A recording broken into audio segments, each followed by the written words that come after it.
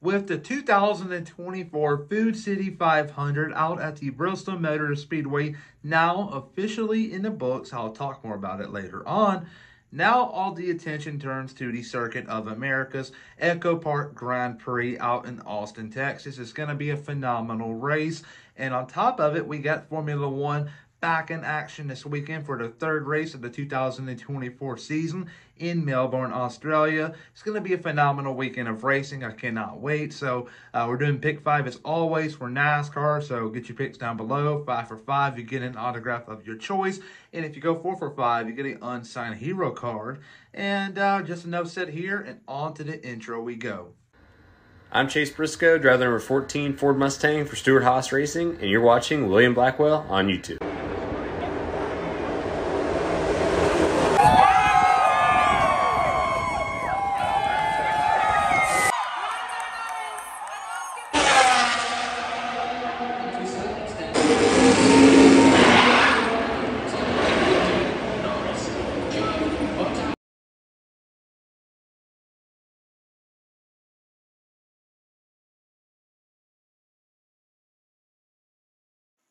I really hate to be that one person, but when NASCAR went out west to race at Phoenix, I had low expectations for the race, and I was right after all. The short track package there sucked, and heading into Bristol, it was practically in a do or die situation, and I believe at Bristol, we did not get a clear answer about the package, but we did get a clear message from Goodyear.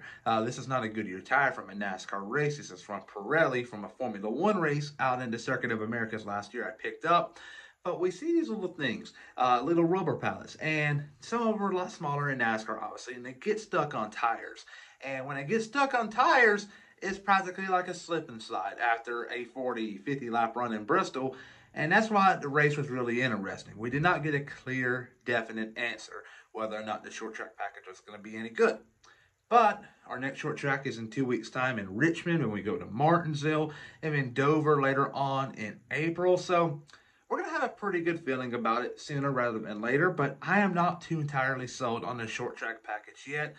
I do want to give a shout out to Goodyear that did a phenomenal job with the tire at Bristol, and I believe it kind of picked up things a bit, in my opinion, because he had Daytona, a phenomenal race. William Byron won. We saw Daniel Suarez win Atlanta in the most epic fashion ever, a 3-wide photo finish. We'll probably never see that again. Vegas, we saw Arrow playing a big factor in Kyle Larson winning. And Phoenix obviously was a snooze fest. And but now you're going to Bristol. You have a good race.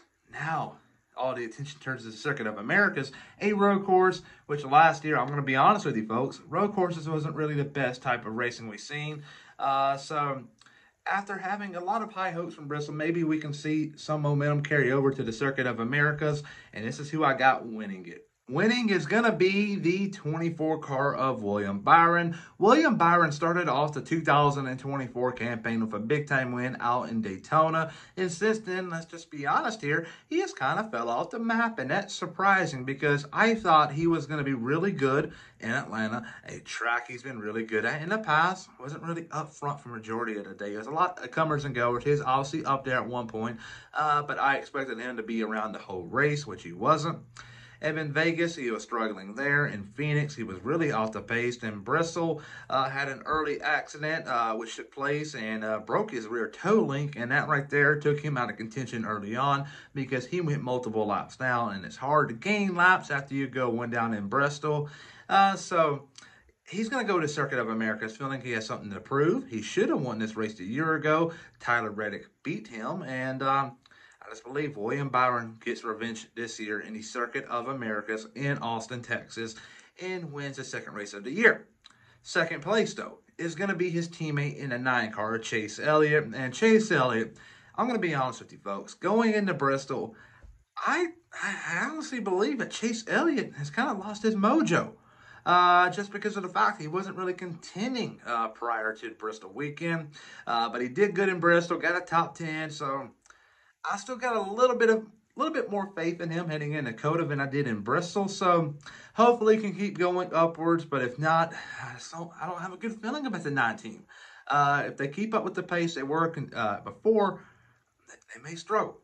But he's going to get a second place here in Coda. I believe the momentum does carry over from Bristol, and he's going to be going to Richmond with tons of momentum, a track which has been very kind to him in the past. So I believe Chase Elliott has a big leap to catch William Byron and Kyle Larson, but I believe he's a good enough driver to do so. He's a champion of the sport, so he's got it in him. I'll tell you who doesn't got it in him is Alex Bowman. Obviously, Alex Bowman got a top 5 this past weekend in Bristol, but we all know the situation, tires. And I'm not going to say the 48 car got lucky strategy-wise, but I'm just not too sold on the fact that he was a top 10, top 5 car on raw pace. And when's it going to happen? Like, when are the people in the media, besides like these YouTubers like myself, going to start questioning, is Alex Bowman a top driver? Does he deserve that car? Does he deserve to drive the 48 car? I believe that discussion will probably pick up here in the next year and a half with Roger Carruth and other drivers in the Xfinity Series starting to heat up. But when's that conversation going to happen? Alex Bowman, yeah, leading into Bristol, hasn't really done much at all this year. Got a runner-up in Daytona, but that's a super speedway and wasn't really relevant at all in Atlanta or Vegas or Phoenix. So what's the deal, Alex Bowman? And if he doesn't do good this year, I believe 2025 is going to be a very stressful year for the 48 team. Obviously, he's still got 2024. Has a lot of things to prove, but if he can pick up 2 to 3 wins this year, I'll be very satisfied with him. And if not, I believe he's going to be looking elsewhere in 2026 when his contract expires. So there you go there. But after that, we got third place, the 13 car of A.J. Allmendinger. Yes, the Dinger is back, but he's driving the 13 car this weekend because SVG is driving the 16 car. And he is going to be my big surprise of the race weekend. And we all know SVG. This is his 3rd career NASCAR Cup Series start. Won his first ever in Chicago. And then came inside the top 10 in Indianapolis. And I believe this right here is screaming high expectations around him. Just because of the media. They know he won his first race. He's got his top 10 in the second. So they're going to be thinking top 5 or is it like a do or die situation for a top 5? And I believe the top 5 may be far-fetched here in the Circuit of America just because of the fact we saw last year. This race become a big wreck fest at the end. And I believe a top 5 is just going to be out of pure luck. A top 15 will be a big-time win for Shane Van Gisbergen. And in the Cup Series race, Xfinity, they kind of race a little bit more clean compared to the Cup Series and Truck Series. So there you go there. And my big flop of the race weekend is going to be the 5 car of Kyle Larson. I just believe him and Cliff Daniels are going to come to the track with a very aggressive setup and fail it big time. Winning the 2024 Formula One Australian Grand Prix down under in Melbourne is going to be the Red Bull driver of Max Verstappen, and this should not come to a surprise at all to anybody because Red Bull right now is in a whole nother zip code. They're really, really fast, and I don't see nobody on the grid catching them anytime soon. They'll maybe probably catch Sergio Perez before they do Verstappen. But yeah, Verstappen's going to cruise to an Australian Grand Prix victory this weekend. Let's say about 12 seconds. It's going to be a big margin to second place. Let's just be honest here. And it's not going to be Sergio Perez because he is my big flop of the race weekend. Second place is going to be the man himself from Kingsland, George Russell. He's going to come home in second place. Last year, he led a few laps at the beginning before he had his mechanical failure. I'm not saying he should have won that race, but a podium was definitely on the table, in which he didn't get. And I believe he will get revenge this year with a podium. And I believe second place. Third place, the man from Australia. We're going to see a native of the country on the podium, and it's not going to be Daniel Ricciardo. He is so damn overrated in my opinion. It's going to be Oscar Piastri. Oscar Piastri, in my opinion, has so much potential, but so very little hype. I don't get it. He is much better than Lando Norris on raw pace and also qualifying pace. And I just believe he's going to get a podium this weekend, and it's going to heat up the McLaren battle heading forward. Like you got Japan, Suzuka, if you will. Then we go to China, and we go to Miami, then we go to Imola, Monaco. It's going to heat up in the next couple of months, and I believe if Piastri can get a podium in his home Grand Prix, I believe Lando Norris is going to have a bad, sour taste in his mouth, and he's going to feel like he's going to have something to prove as the months go by. And what we're seeing right now in Alpine is like a civil war between its two drivers. Could we see that? Could we really see that in McLaren this year?